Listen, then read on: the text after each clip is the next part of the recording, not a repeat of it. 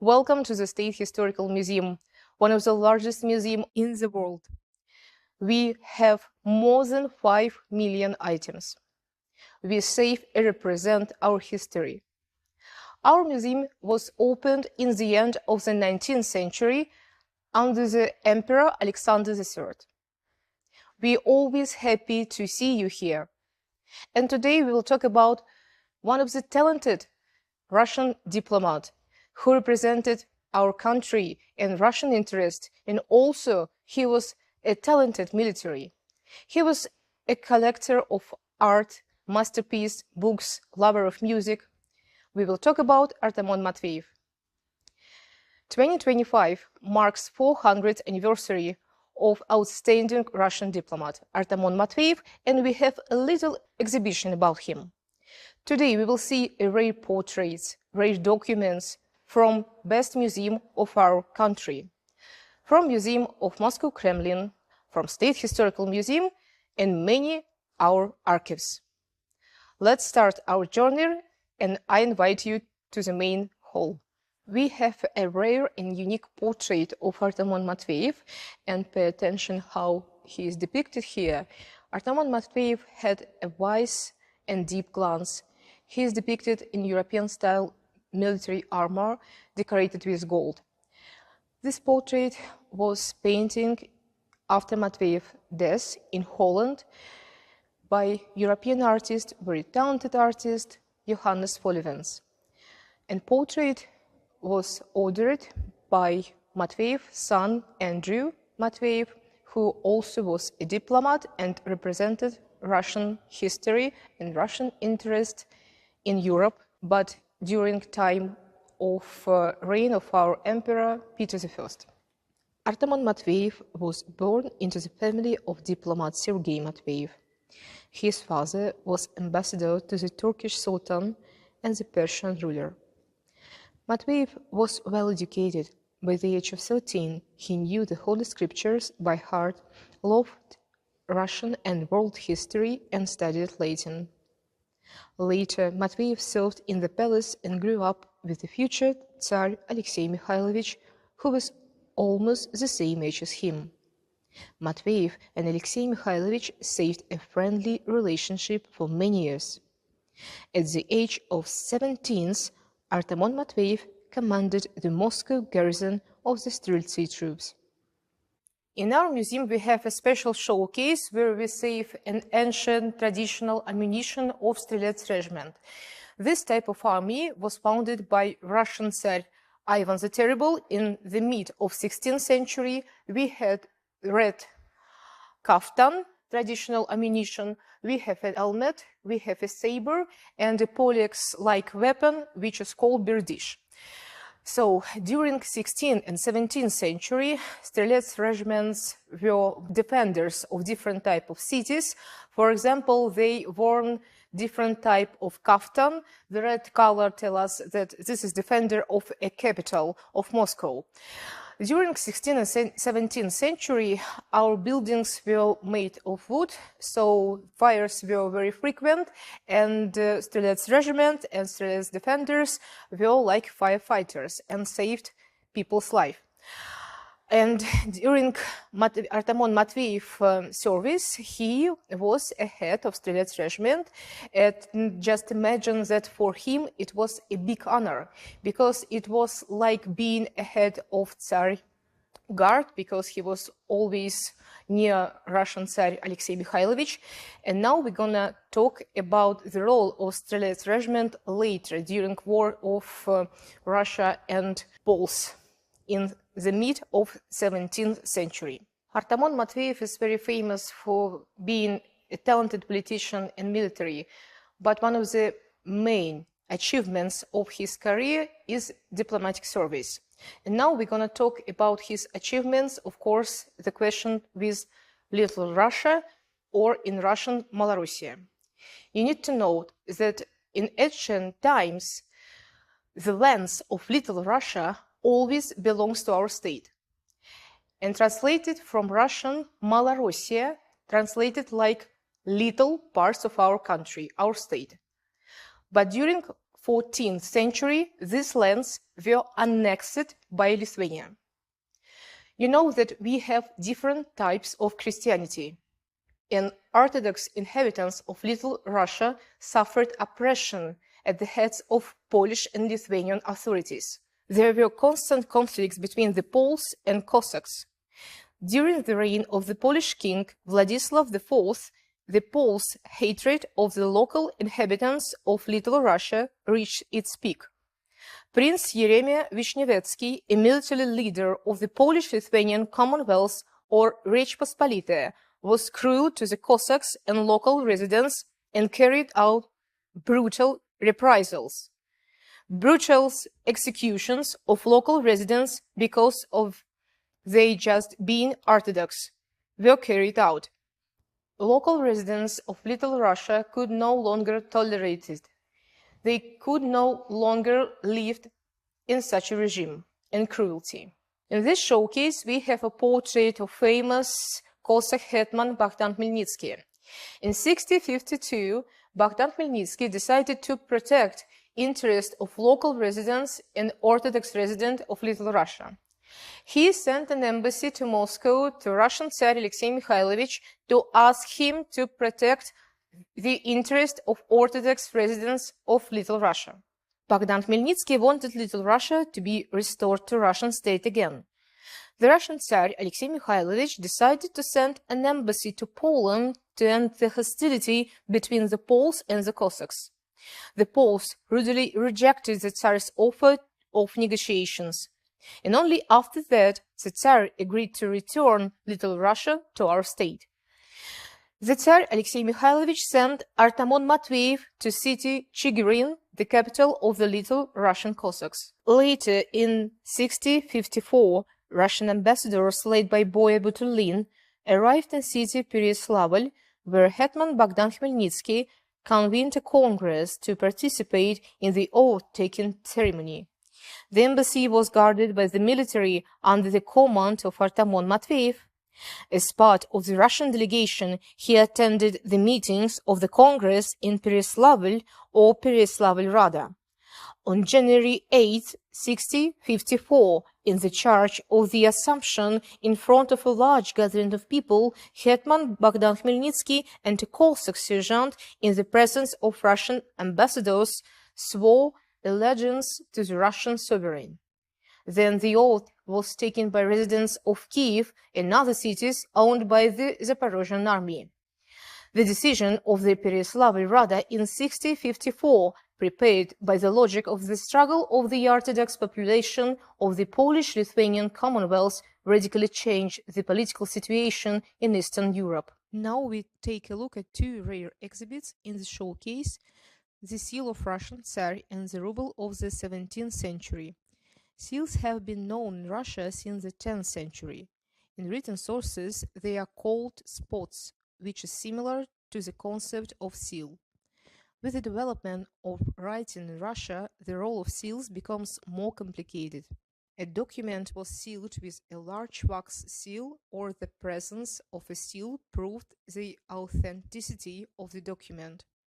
An example of applied printing for sealing the most important letters and contracts is the seal of the 17th century from the collection of State Historical Museum.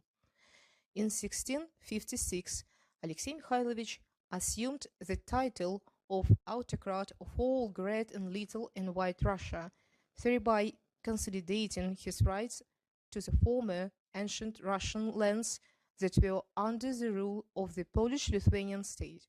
Pay attention to the portrait of Alexei Mikhailovich. He is depicted in a large outfit. The Tsar's dress is richly embroidered with pearls and precious stones. On his head is a tall hat with fur and precious stones. In his hands, a scepter and a robe. The artist shows with great accuracy the texture of the precious Italian fabric. This is an inscription on the right side of the painting, the image of the great sovereign, Tsar and Grand Duke Alexei Mikhailovich of all Great and Little and White Russia, the autocrat. Great Russia territories from the Urals to the modern western borders of the Russian Federation: Little Russia, Ukraine, and White Russia, Belarus. Now the Russian Tsar is the official legitimate owner of these lands, which used to be part of ancient Russian lands. The ruble depicts a horseman in a royal hat with a scepter on his shoulder. For the first time, images of the king were applied to the coin. The inscription of the title on the coin included the changes that occurred after the return of the Ukrainian lands to Russia in 1654. By the grace of God, the great sovereign, Tsar and Grand Duke Alexei Mikhailovich of all great and small Russia. The reverse side depicts the symbol of state power, a double-headed eagle with a crown. What about Artamon Matveyev? Later, in 1671, he, while remaining the head of the Little Russian Order, was appointed head of the Embassy Order, a department engaged in foreign policy activities. The Tsar Alexei Mikhailovich called Artamon "my dear friend," and Matveyev had a serious mission to protect the interest of Russia in the international arena. On exhibition, we have a rare book, huge book with portraits of Russian and European rulers and coats of arms, and this book came to us from Russian State Archive of Ancient Acts, and the book is called The Tsar's Title. Here you can see lots of portraits, more than 100, and this was special order of Artamon Matveyev. We already tell us that Artamon Matveyev was very talented military diplomat, but also he was a patron of history, theater, culture. So these portraits are very rare and beautiful. We have portrait of first Russian prince Rurik and portrait of ruler of 17th century Alexei Mikhailovich. The best artist worked on the manuscript. The outstanding part of the book is its illustrations. The book contained portraits of Western European and Eastern rulers, the Pope, and images of coats of arms of the lands of the Russian Empire and foreign states. In this showcase, we have a masterpiece made of gold and silver, different vessels, dishes, candlesticks made of gold and silver, decorated with ornaments, decorated with figurines of heroes of ancient mythology. These items came to our exhibitions from the museums of Moscow Kremlin. These shapes were very traditional in 17th century, and these ones are ambassadorial gifts to Russian Tsar Alexei Mikhailovich. Let's talk about them. 2 large dishes, 2 candlesticks, and a decorative jug were made by the best jewelers of Augsburg and were presented to Russia on behalf of the Swedish King Charles XI. Wall and table candlesticks were among the most common types of silverware in Europe in this time and were often included in diplomatic gifts to Russian Tsars. Also on exhibitions we have an image, a reception of the Swedish embassy by Tsar Alexei Mikhailovich in 1674. Artamon Matveyev created and described the ceremonial of meeting the embassy delegations and the rules that foreigners should stick when meeting with the Russian Tsar. For example, they had to take off their hats and bow at the meeting. In this showcase, we have a traditional Russian dress which is called telagria. This one is very interesting because this one is made of Chinese silk, gold color, beautiful flower ornaments. One of the interesting pages of Russian diplomacy is connection and relationship with China. Our rulers always realized that China is our trade partner. And also Alexei Mikhailovich realized it.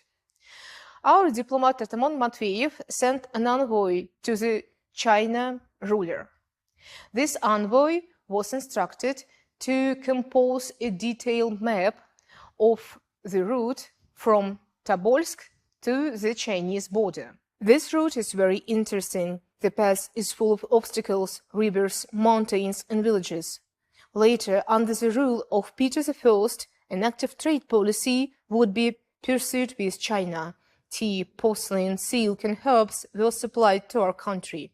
Artamon Matveyev became one of the initiators of the expedition of the translator of the embassy order Nikolai Spafari through Siberia to the Chinese Empire.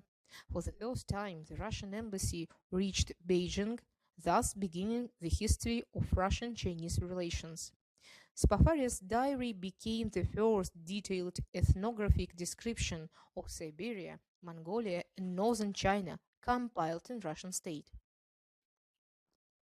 The first theater in Russia appeared in 17th century and also due to Artamon Matveyev.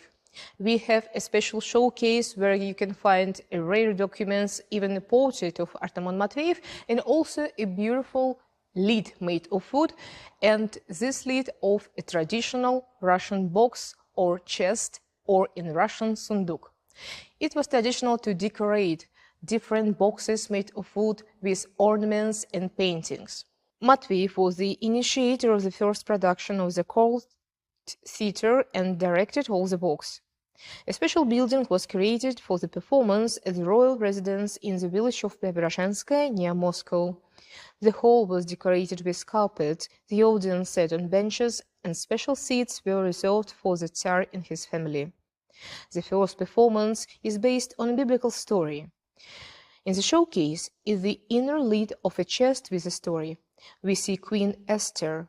The main character is a beautiful young woman. She was raised by the Jew Mordecai. King Artaxerxes fell in love with her and married her. The second panel depicts the king and Aman at Easter feast.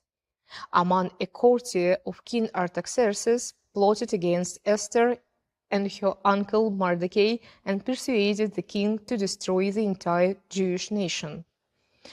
Esther decided to save her people, and breaking court etiquette, she came to Artaxerxes uninvited and persuaded him to attend a feast. During this feast, Esther asked to protect her nation. On the third panel, the king reads the Holy Scriptures. King Artaxerxes ordered Aman to take a knee to Mordecai and ordered him to execute evil Aman. The fourth panel depicts Mordecai on a horse. Mordecai and Jewish people finally were saved by Esther. For the first time, a woman appears on the chest in the painting. Esther is loyal, courageous woman. This biblical story is very wise and instructive. The play Artaxerxes' action lasted 10 hours without intermissions. The play was written in German in verse form. Imagine that the play was lasted more than 10 hours without intermission. Imagine beautiful stage, lots of actors, music, illumination, singing and dancing. Of course, everything were made thanks to Artamon Matveyev, as a patron of first Russian theater. The showcase is decorated like a room of wealthy Russian boyar, and here you can see beautiful vessels made of gold, silver, decorated with ornaments. You can see a plate made in Italy, you can see a picture, you can see traditional Russian chest or sunduk in Russian, and pay attention at the detail of everything. And now we're going to talk about Artamon Matveyev personal life. He had a house in Moscow and his room decorated in Russian traditional style and in European style too. Artamon Matveyev had a huge library, a collection of paintings and watches.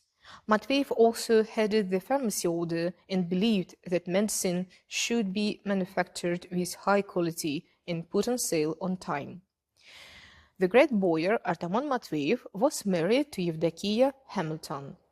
His son, Andrew Matveyev, one of Russia's first permanent envoys abroad, was awarded the title of court in the Holy Roman Empire.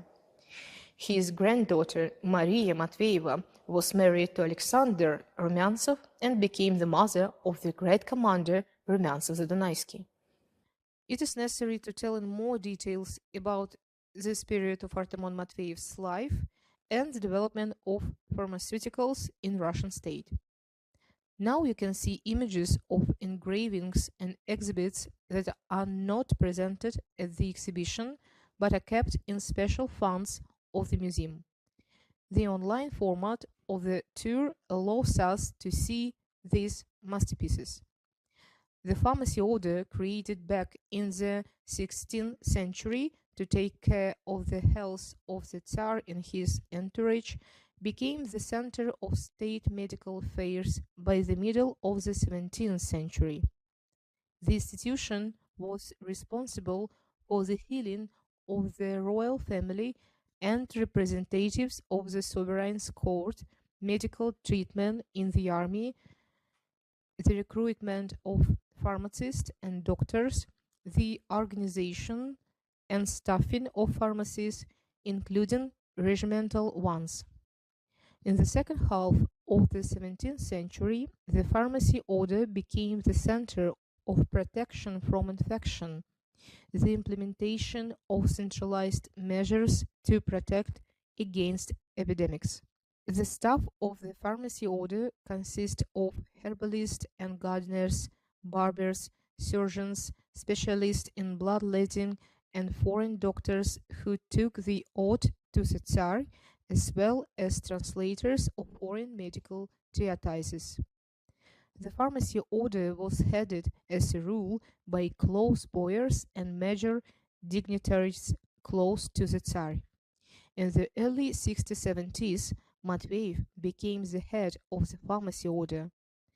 There was a practice at court obliging the doctor and the head of the pharmacy order to take the medicine prescribed by the sovereign.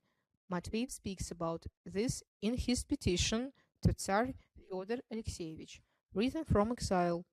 But the doctor tried the medicine first, and then In this beautiful hall, where we can find items of this exhibition, we have rare portraits of Russian Tsar Alexei Mikhailovich, and the second portrait is his wife, second wife, Natalia Naryshkina. Natalia Naryshkina was a mother of future first Russian emperor, Peter I or Peter the Great, but the story very interesting and connecting with Artamon Matveyev. Originally, Natalia Naryshkina was very well educated, and she was raised in the house of Artamon Matveyev. Her family, Naryshkin family, were very friendly with family of Artamon Matveyev. Alexei Mikhailovich had a first wife, Maria Miloslavskaya, but later she died. Artamon Matveyev introduced the Tsar to young Natalia Naryshkina, and the Tsar fell in love with her. After the wedding, Matveyev's authority and position increased. But when Tsar Alexei Mikhailovich died, his son Fyodor ascended to power, ruling for nearly 6 years. Fyodor was the son of the Tsar and his first wife, Maria Miloslavskaya. The Miloslavskis family and relatives of the Tsar's first wife hated Matveyev. And then Artamon Matveyev was accused and punished while exiled to Pustozersk. Tsar Fyodor suffered a long illness and died young, leaving no heir. In 1682, when Fyodor's brother Peter ascended to power, the boyar Matveyev was acquitted and he returned to Moscow. But a few days later, a revolt by the Streltsy broke out in Moscow. Matveyev attempted to stop the rioters, but was brutally murdered, and the royal family saw that. The death of Matveyev and all the events of that day left a profound impression on Tsar Peter and were forever imprinted in his memory. Artamon Matveyev was buried at the Church of St. Nicholas in Stolpi in Moscow. In 1862, a famous monument, the Millennium of Russia, was erected in the center of Veliki Novgorod, the first state of our country. This famous monument is huge and decorated with more than 100 figures of famous Russian rulers, famous and talented militaries, artists, scientists, and also this monument have a figure of Artamon Matveyev. This autumn 2025, a monument of Artamon Matveyev was erected in Kursk because during time of negotiations, Artamon Matveyev passed through this city for negotiations with Bogdan Khmelnytsky. In Russia, we try to save monuments, to treat history with care and attention. I want to say and underline that Artamon Matveyev during the 17th century, it was a very hard time for many countries defend interest of Orthodox president of Little Russia. He was a talented diplomat, a talented military, and service with great honor to Russian state. We can't wait to see you in our museums. Our doors are always open to you, and thank you for your attention. God bless.